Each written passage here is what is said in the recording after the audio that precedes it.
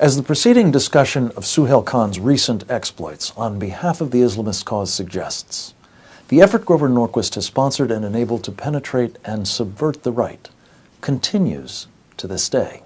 Some, particularly among Norquist's admirers for his work on tax issues, might be inclined to dismiss what he did a decade ago as an aberration or at least ancient history. Unfortunately, that is not the case. The next part of this course offers some illustrative examples of the myriad ways in which Norquist and his team are still very actively and purposefully promoting the Islamist agenda with considerable and toxic effect. 3 areas of Grover Norquist's activities on behalf of the Muslim Brotherhood and other Islamists warrant particular scrutiny. First, there's the contribution he continues to make to building and utilizing infrastructure that can complement and enhance the effectiveness of the Islamists' own ground game, particularly with respect to its influence operations against the right. Second, we'll examine Grover Norquist's efforts on behalf of recruiting, credentialing, and trying to elect as Republicans candidates with Islamist ties. Finally, we'll consider a few examples of the current and ongoing help he is rendering that is intended to advance Islamist agenda items and that is having, to varying degrees, a corrosive effect on the right and a subversive effect on the national security. Grover Norquist is nothing if not a formidable political operative. Since 1994, when he founded Americans for Tax Reform, Norquist has understood the importance of building infrastructure, both for fundraising purposes and to give the appearance, if not the reality, of political muscle behind his initiatives.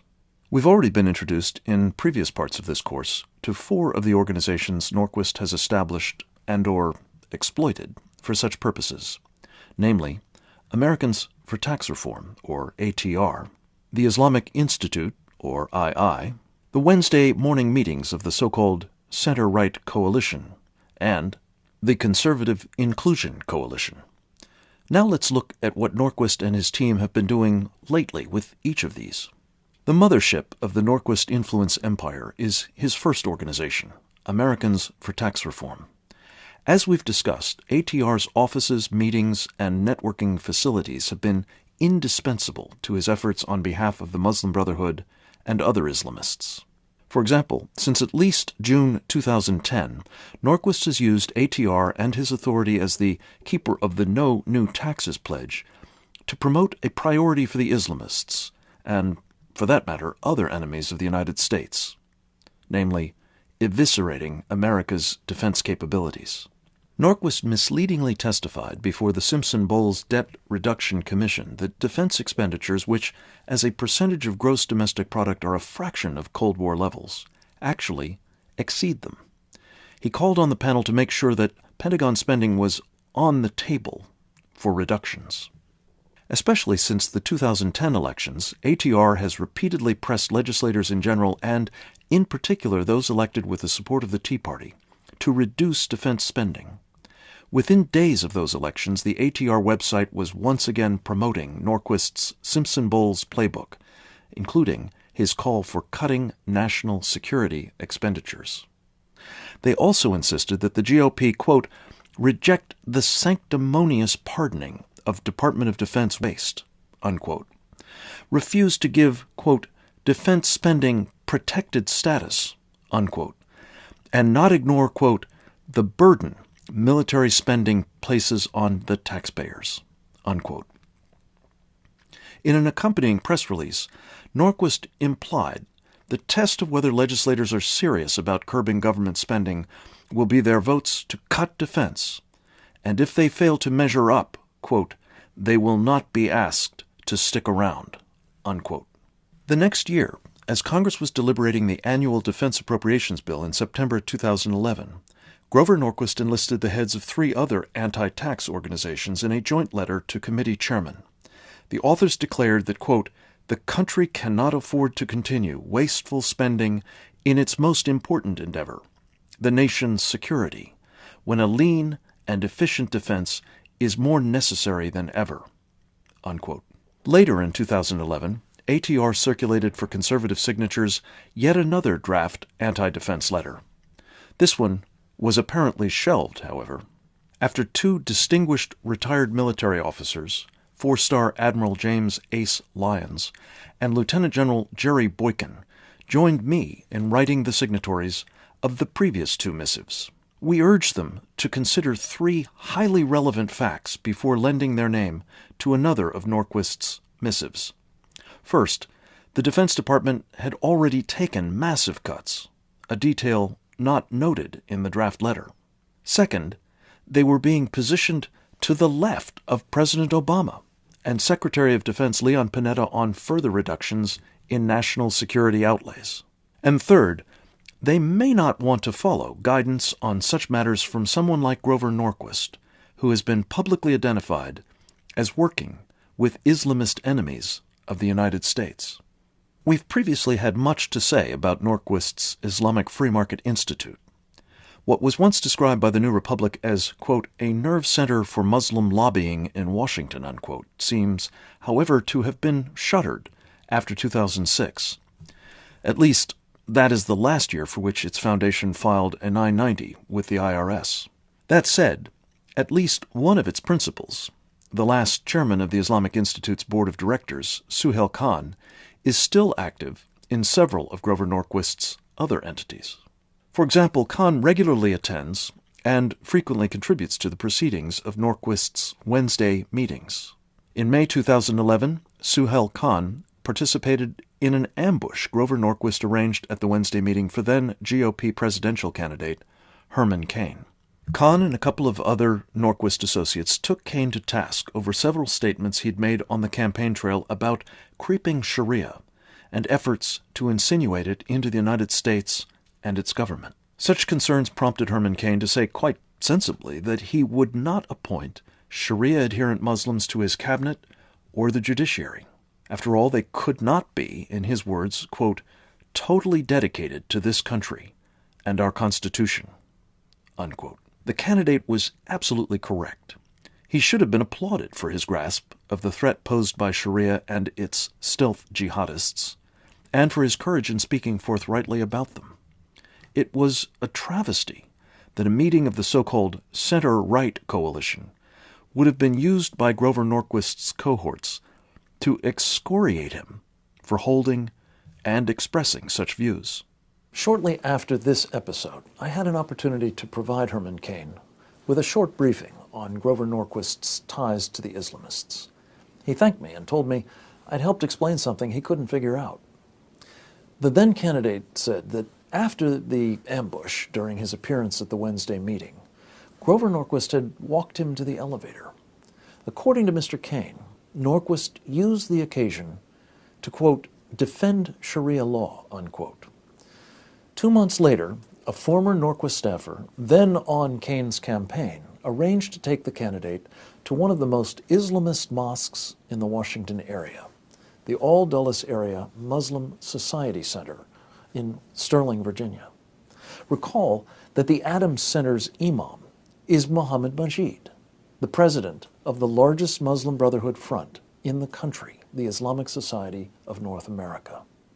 Majid was among the brothers Suhail Khan took on his interfaith dialogue mission to Auschwitz earlier in 2011, which resulted in Majid's prominent placement at President Obama's second major Muslim outreach speech in May 2011.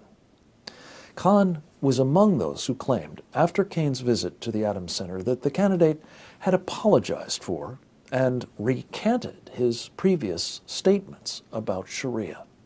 In fact, Herman Cain afterwards issued a statement making clear that, while he meant to give no offense to peaceable, law-abiding Muslim Americans, he remained dead set against Sharia.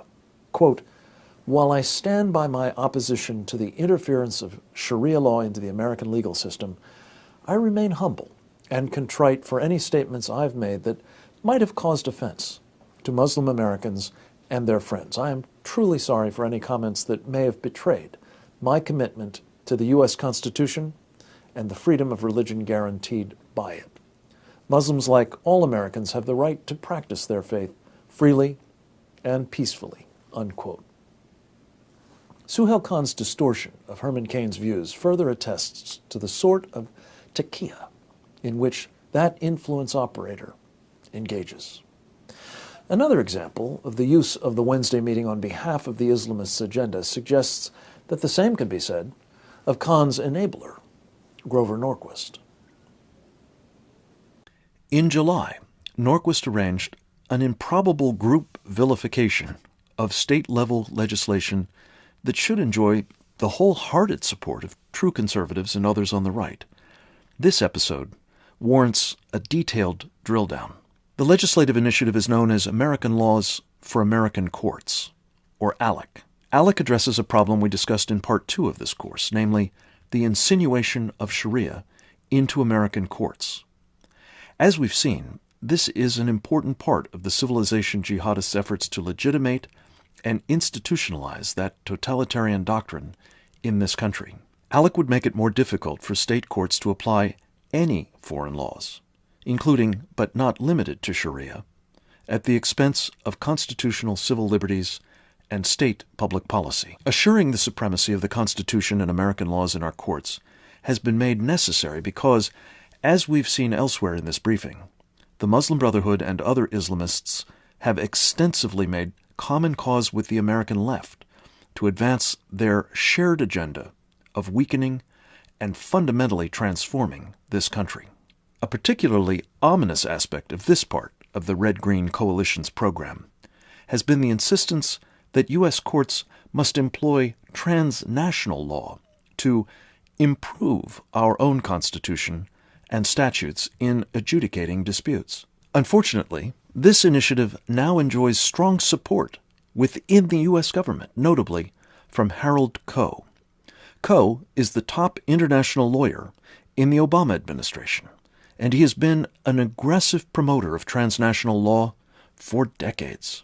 In his previous capacity as dean of the Yale Law School, Koh approvingly identified 4 and sometimes 5 justices as members of what he called the Supreme Court's transnationalist faction. Rulings by jurists like these throughout the U.S. judicial system have allowed foreign laws, including Sharia, to encroach on American ones. In November 2010, Oklahoma voters were asked whether they wanted to prohibit the use of such laws, and specifically Sharia, in state courts. 70% of them approved an amendment to bar that practice.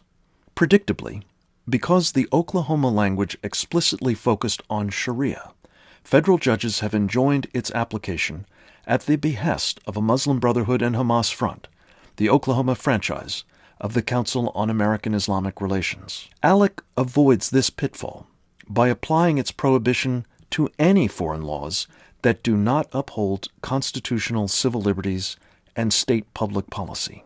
To be sure, because of its anti-constitutional character, Sharia would be among the foreign laws that would be disallowed under ALEC.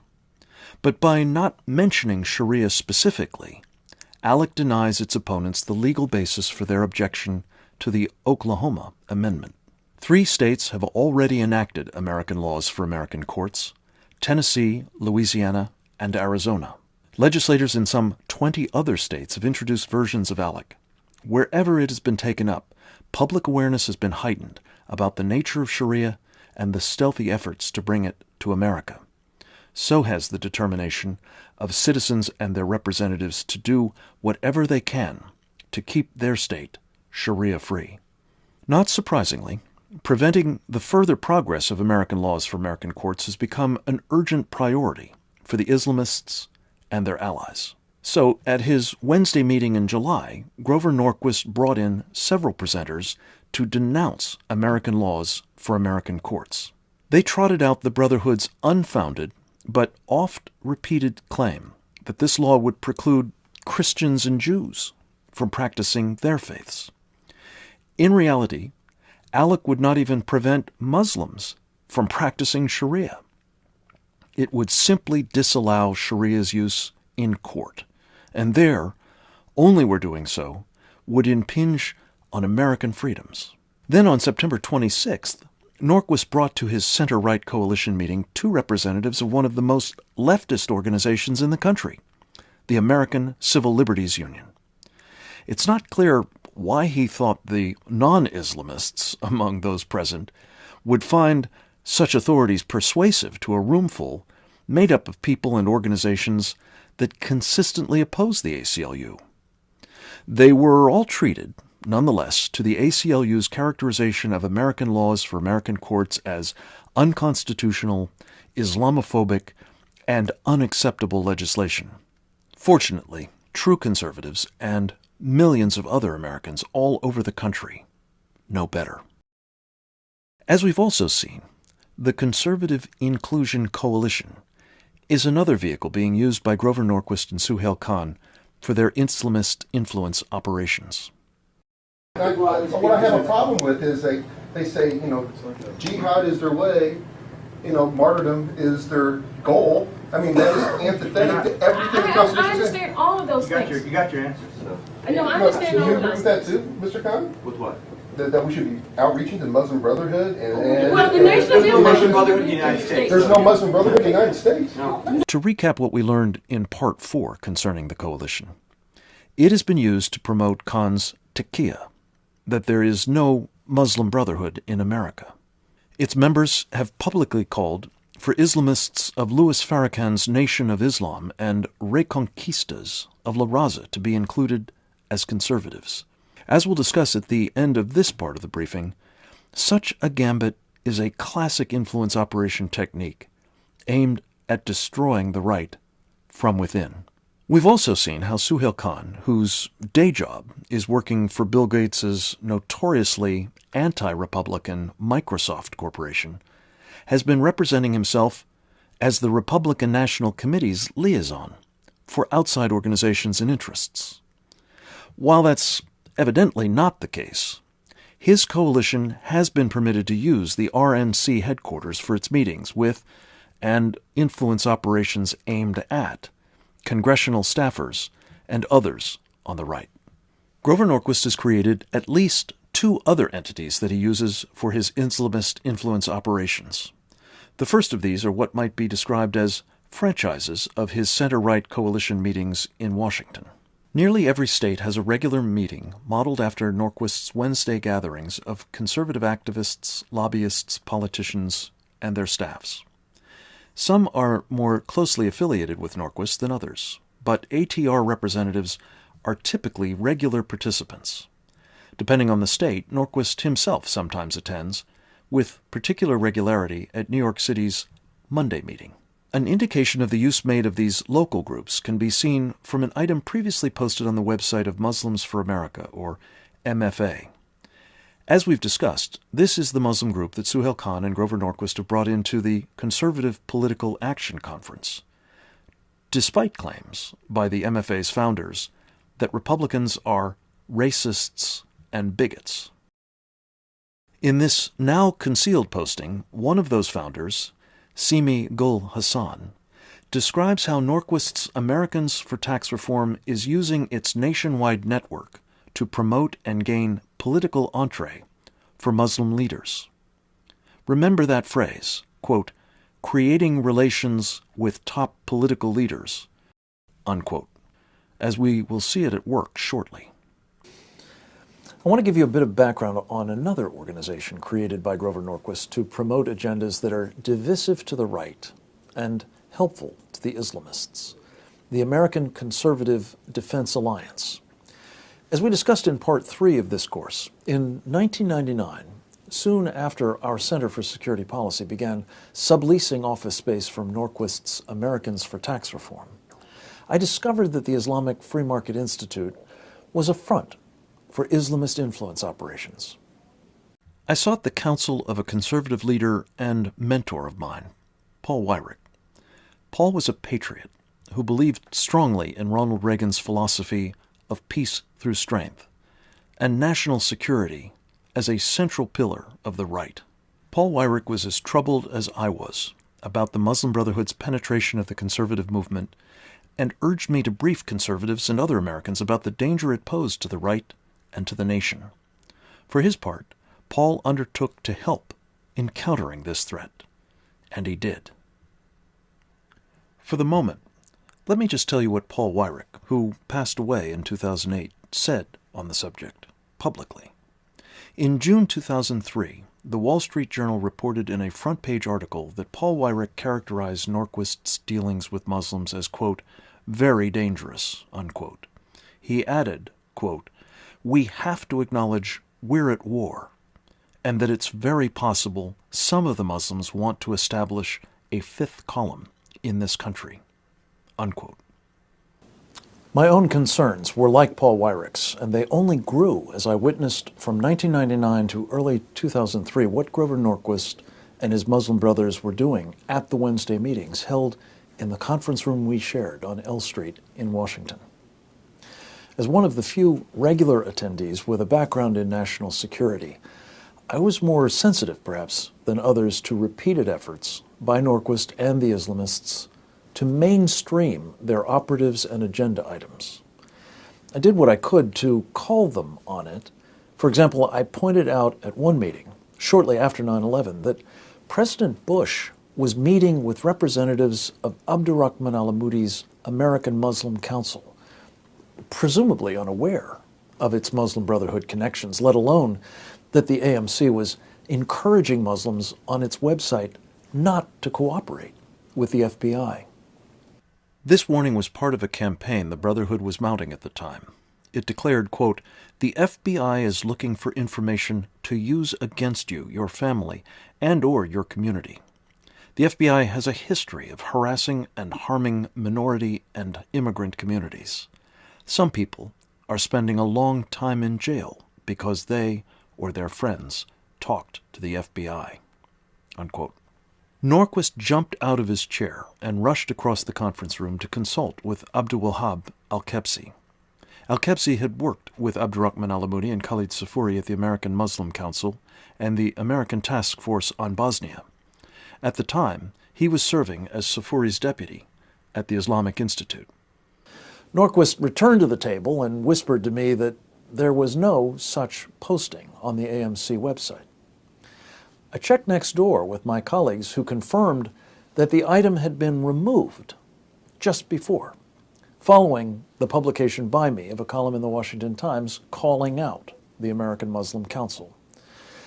My colleagues provided me, however, with a screen capture of the AMC site from the day before, which showed, sure enough, the offensive item. After I left the meeting, Norquist knowingly lied to the group, telling them that what I had said was wrong about the website. Over time, it obviously became more and more problematic for Norquist's influence operations to have me in the Wednesday meeting. Finally, he seized upon an appearance by me at CPAC in January 2003 to evict me from his weekly meeting. Shortly before my appearance on a panel at the 2003 Conservative Political Action Conference, another indication of the Muslim Brotherhood's successful penetration of the George W. Bush administration came to my attention in the form of a January 17th press release from Abdurrahman al-Amudi's American Muslim Council. The AMC thanked one Ali Tulba for getting representatives of the AMC and other Muslim Brotherhood fronts, such as CARE, into the White House to meet with senior administration officials. So who was this Ali Tulba? It turns out he was another Norquist protege who once headed the Washington office of Young Republicans. Interestingly, his father had served as treasurer of a large Muslim Brotherhood complex in Texas, the Islamic Society of Greater Houston, which is made up of 29 mosques and related schools. At the time of the AMC visit, and indeed for most of 2001 to 2005, Ali Tulba was the associate director in the Office of Cabinet Affairs.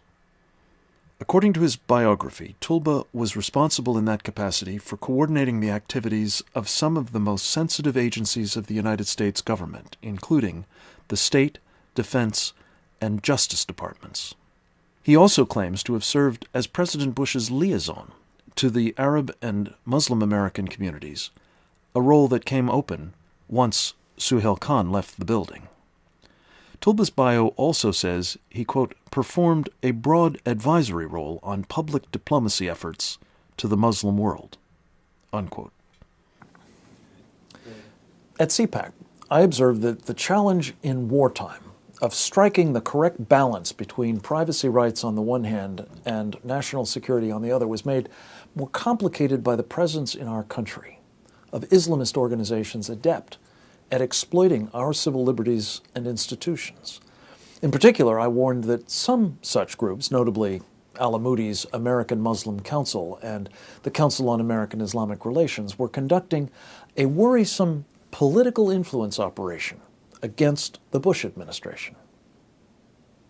I also mentioned that the AMC and CARE had thanked Ali Tulba for giving them access to senior officials. I speculated that his perspective on these matters might have been influenced by an unsettling connection. His father's ties to the Sharia-adherent Islamic Society of Greater Houston, which suggests that Tulba may have been accustomed to being in the company of pro-Islamists at home. The following Wednesday, Grover Norquist burst uninvited into my office, brandishing an open letter, citing my remarks at CPAC as evidence of, quote, racism and bigotry, unquote, that have, quote, no place in the conservative movement, unquote, or in the Wednesday meetings held in the conference room we shared. I responded with a lengthy open letter of my own, describing my concerns about the role Norquist and his Islamic Institute had been playing in enabling and facilitating Islamist political influence activities aimed at the Bush administration and other Republicans. I urged him to cease and desist, lest he do real damage, not only to the president and the party, but to the nation's security. Which brings us to yet another of Grover Norquist's institutional vehicles for Islamist influence operations. Not content with banishing me from his meetings, Grover Norquist began exploring ways to counter the Center for Security Policy's role as a leading conservative voice on national security matters. Initially, Norquist seemed intent on promoting another organization called Frontiers of Freedom, founded by a hawkish, conservative former U.S. Senator, the late Malcolm Wallop of Wyoming.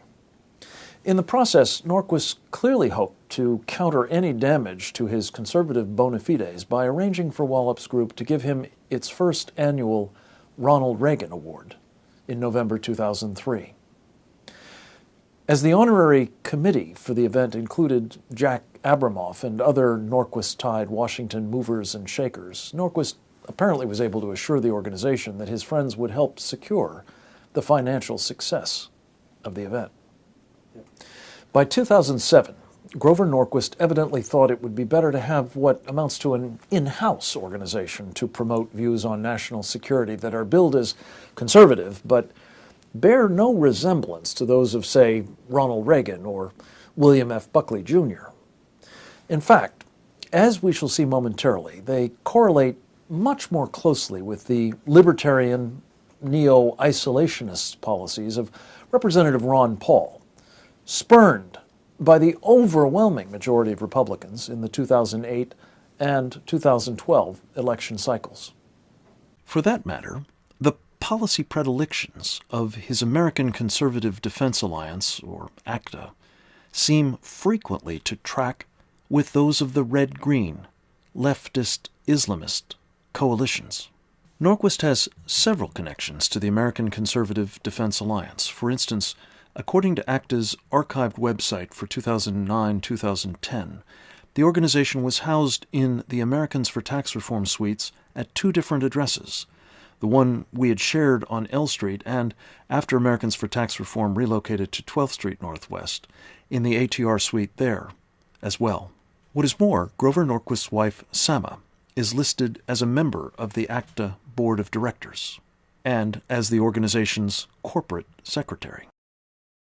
Among its initiatives inimical to the Reagan-esque philosophy of peace through strength, the Norquists' American Conservative Defense Alliance played a founding role in yet another leftist Islamist red-green united front, the campaign for a new American policy on Iran, or SNAPI.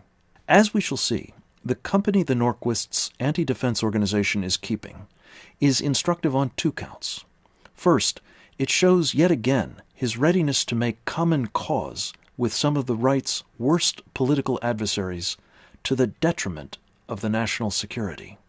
Second, it suggests that Grover Norquist's sympathy for the Islamist cause transcends the Sunni-Shiite split that is supposed to prevent those like the Muslim Brotherhood and al-Qaeda from working with the Iranian regime. In fact, this is but one indication that differences of Islamist theology can be set aside in the interest of advancing their shared Sharia agenda. By June 2008, SNAPI is said to have had, in addition to the American Conservative Defense Alliance, over 40 other partner groups.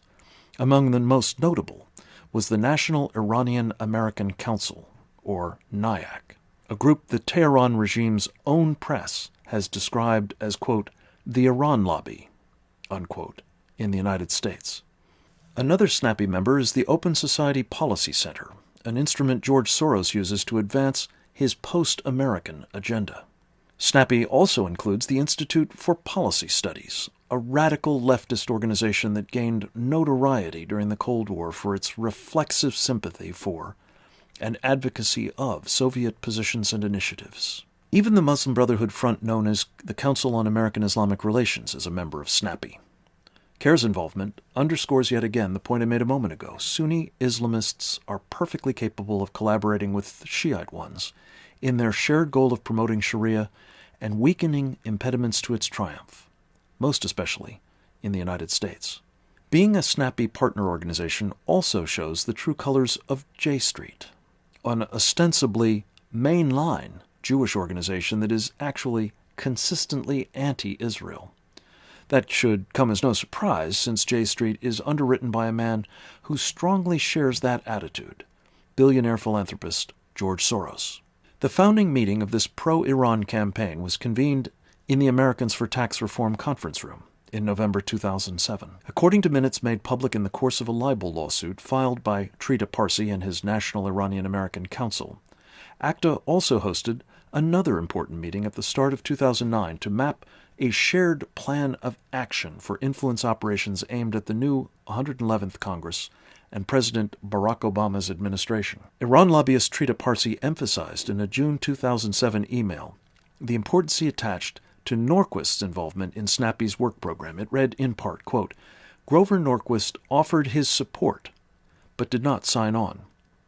He exemplifies not just a powerful voice in the Republican Party, but an important figure that can provide transpartisan legitimacy to our efforts.